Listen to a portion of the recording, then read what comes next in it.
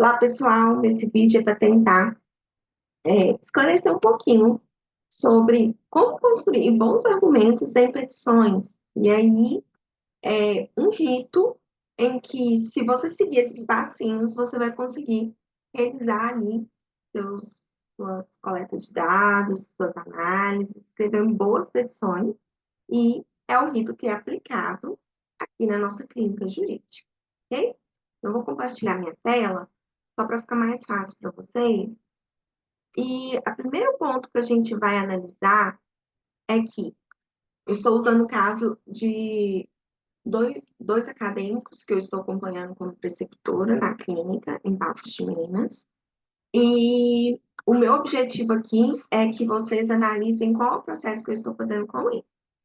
Então, primeira coisa, eles realizaram o atendimento da cliente, coletaram os dados. E, para isso, eles fizeram ali o relatório do atendimento deles. Por quê? Muitas vezes a pessoa esquece, a pessoa não tem acesso às informações, tenha outros conhecimentos, então é importante o aluno fazer esse relatório. Depois, eles começam o processo de coleta de dados. Então, aqui eles estão transcrevendo questões que são importantes para os fundamentos fáticos deles, ou seja, para contar a historinha. E depois eles iniciaram a coleta de dados da legislação todinha, comentando, verificando, apontando, e dos julgados em relação ao tema deles, ok? Então, eles fizeram a coleta de dados dos julgados e também da legislação. Aqui, no caso, é uma petição do rito de prisão para execução de alimentos, ok? Terminada a coleta de dados, eles vieram conversar comigo. E aí, o próximo passo, antes de começar a escrever sua petição, é entender quais são os argumentos jurídicos que são utilizados. Nesse caso, antes de mostrar o que eu fiz com eles, eu vou mostrar para vocês a estrutura de uma petição para que vocês entendam e que vocês compreendam essa questão. A primeira coisa que a gente vai compreender é que uma petição ela é formada por fato, direito e pedido. E aí vocês me perguntam, o que é cada uma dessas coisas? Os fatos. Os fatos, vou interromper porque aí vocês podem me ver. Os fatos são a historinha fática, o que é importante para que o juiz compreenda que você deve expor ali em relação ao seu posicionamento em relação àqueles fatos que ocorreram.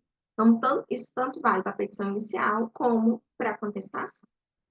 O direito é o local onde ficam os argumentos. E o que são os argumentos? São os posicionamentos, os fundamentos que vocês vão utilizar para convencer o juiz de que sua petição, de que seu pedido, e no seu pedido você tem a sua tese jurídica, que a sua tese jurídica ela é boa. E nós temos também a, os pedidos. E nos pedidos a gente vai dividir eles em dois pontos.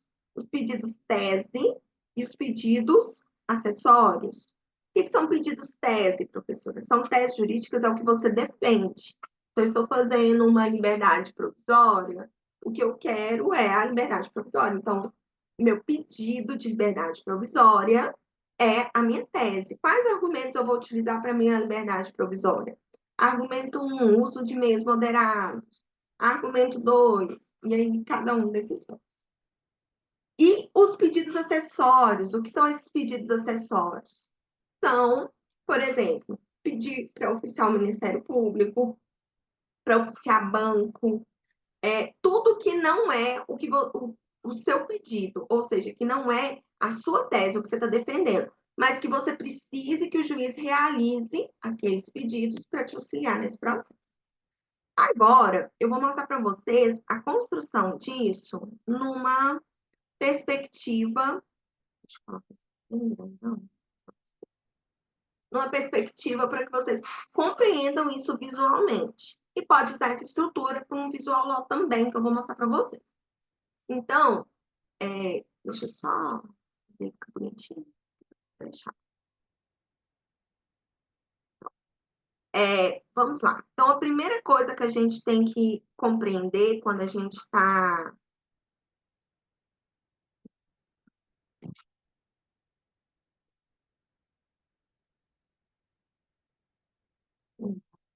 eu já interrompi de novo, gente. Aqui.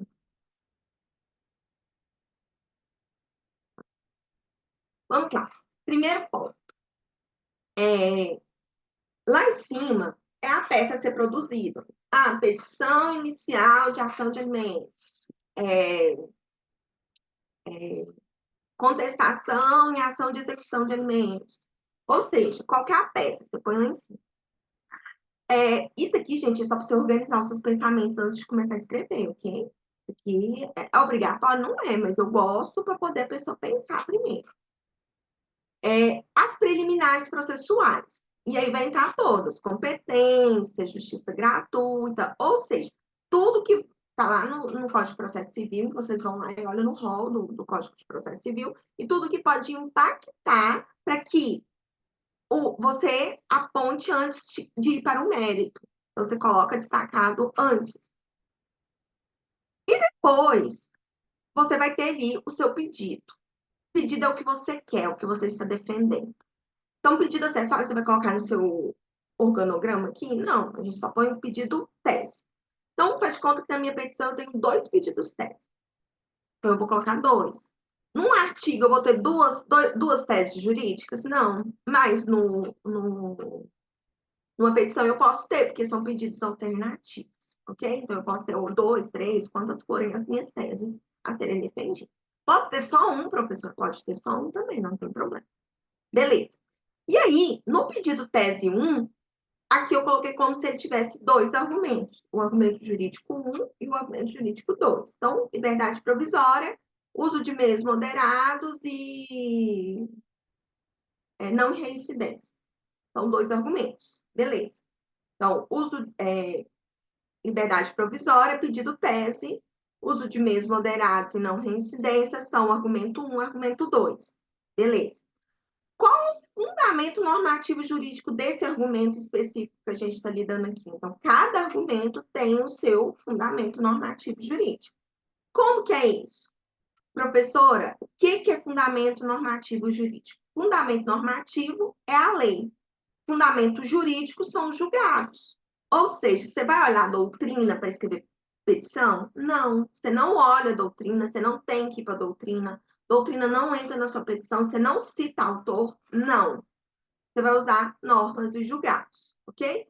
Exceção de uso de doutrina. Você só vai usar doutrina quando você vai apresentar uma teoria que o juiz não é obrigado a saber. Por exemplo, a professora trabalha com multinacionais.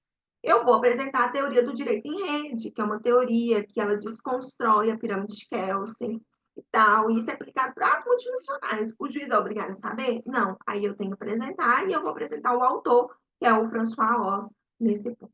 Beleza. Você vai estruturar isso primeiro. Então, quando você estrutura, você já sabe qual argumento você vai falar, qual artigo de lei que você está usando, em qual julgado que você está usando, porque você já realizou sua coleta de dados.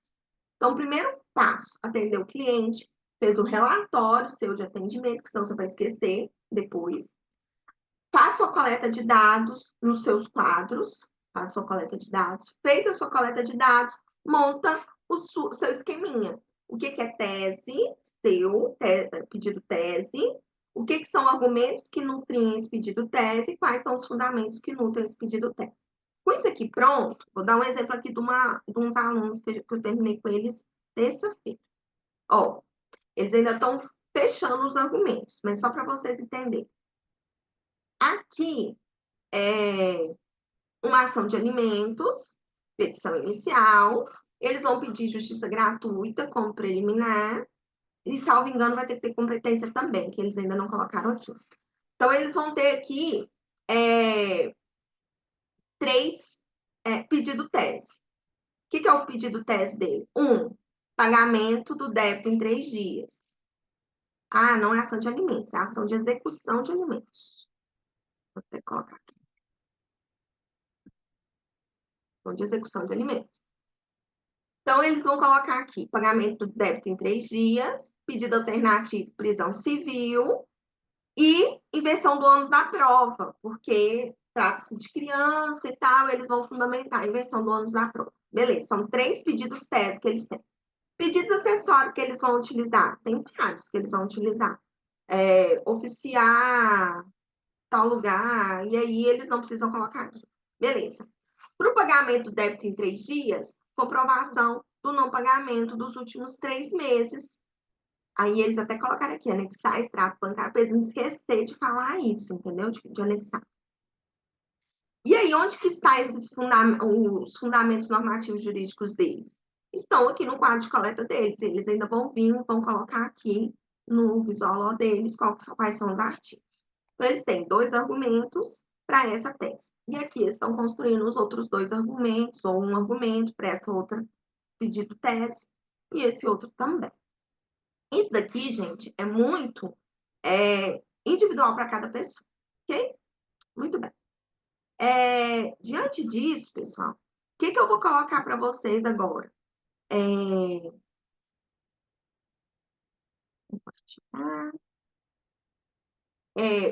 Na petição, terminado o visual law, eles vão para a petição. E aí, na petição, eles vão colocar o endereçamento, os autos, as partes, né? E eles vão colocar tudo bonitinho. Aqui, eles vão ter 2 preliminares processuais, justiça gratuita e competência. Os fatos. Nos fatos, eles vão contar a historinha. E aqui no direito, eles vão colocar aqueles argumentos que foram estabelecidos aqui. Então, eles vão colocar aqui o argumento 1, o argumento 2. E aqui no texto, ao escrever, como ele já tem os fundamentos, eles vão escrever 2 parágrafos, 3 parágrafos no máximo, em cada um desses pontos. Ó, por exemplo, aqui, do quanto devedor, é outro argumento que eles vão colocar lá. E aí, os pedidos, eles já colocaram aqui quais são os pedidos tese e os pedidos acessórios. Ó, eles vão oficiar o Ministério Público, a Justiça Gratuita, vai colocar nos pedidos. Ou seja, antes de começar a escrever a sua petição, você já tem que estar com ela nessa estrutura, nesse esqueletinho. Primeiro, coletar seus dados, fazer um visual law bem estruturado, discutir esse visual law com o seu preceptor, e depois você vai escrever. Você vai ver que para escrever uma peça não demora muito, porque você já vai ter tudo isso estruturado e bem pensado. Ok, pessoal? Eu espero ter ajudado vocês e até mais.